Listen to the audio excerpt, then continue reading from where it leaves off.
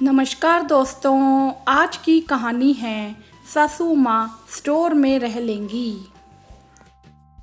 माँ आइए ना अंदर। रेवा कहाँ हो? माँ आई है। माँ आप बैठिए ना, कहते हुए निशांत ने माँ को सोफे पर बिठाया और खुद उनके बगल में बैठ गया। तभी रेवा कमरे से आई, बड़े अनमने ढंग से पाँव छूकर बोली, माँ कैसी हैं आप? बाबूजी कैसे हैं? ठीक हूँ बहू, बाबूजी भी ठीक हैं। गेहूं की कटाई हो रही है ना, नहीं तो वह भी आते मेरे साथ। मुस्कुराते हुए सविता जी बोल पड़ी। दादी आप आ गई, कहते हुए इकलौता पोता आर्यन दादी के सीने से लग गया। दादी कैसी हैं आप? आपसे कितने दिनों बाद मिल रहा हूँ।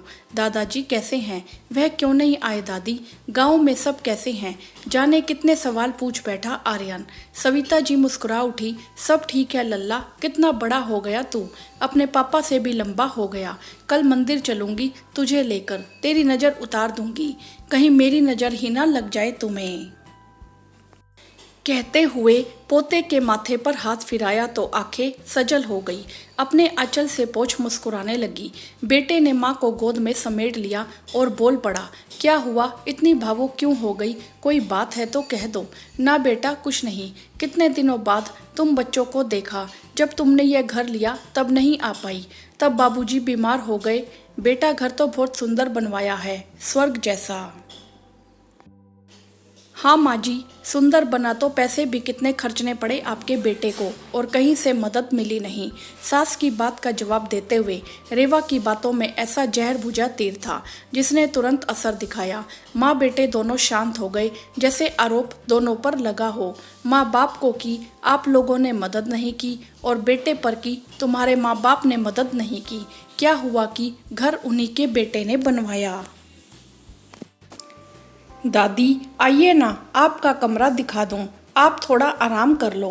पोते ने दादी और पिता के लिए माहौल को आसान करने का प्रयास किया और उनका हाथ पकड़ मेहमानों के कमरे की तरफ जाने लगा। तभी आर्यन रुक जा, दादी के लिए मैंने यह कमरा तैयार किया है। इतने बड़े कमरे में दादी क्या करेगी, और इसी बीच कोई मेहमान आया तो हमें परेशानी होगी। जानते हो ना, मामा जी आने वाले हैं। कहते हुए एक छोटे कमरे की तरफ इशारा किया।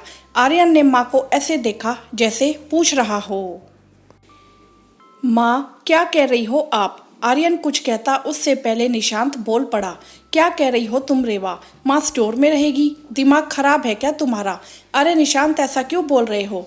एक तो सामान ही तो है स्टोर में, जाकर देखो तो मैंने अच्छे से बिस्तर लगवा दिया है। ऐसा क्या कर दिया जो तुम इतना बिगड़ रहे हो? रेवा अभी निशांत कुछ कहता तभी आर्यन बोल पड़ा, रहने दीजिए ना पापा, यह तो अच्छी बात है। दादी स्टोर में ही रहेगी, मेरे लिए तो आसान होगा। जब मेरा घर होगा और मम्मी आएगी तो मुझे चिंता नहीं होगी। यह भी मेरे घर में मेरे स्टोर में रह लेंगी। क्यों मम्मी बताइए, आपको तो परेशानी नहीं होगी ना? आप रह लेंगी ना स्टोर में? बेटे के मुँह से अपने लिए ये बात सुन रेवा के होश उड़ गए। कभी नहीं सोचा था बेटा इतनी बड़ी बात कह देगा। ऐसा लगा जैसे सामने बेटे ने आईना रख दिया जिसमें वह अपना विकृत चेहरा देख रही थी, और देख रही है उसी दर्पण में अपने क्रूर भविष्य का प्रतिबिंब, जो आज के किए कर्म का ही प्रतिछाया है। वह ऐसी निढाल होकर सोफे पर बैठ गई जैसे अर्धमूर्छा हो। क्या सही क्या गलत समझ नहीं आ रहा था।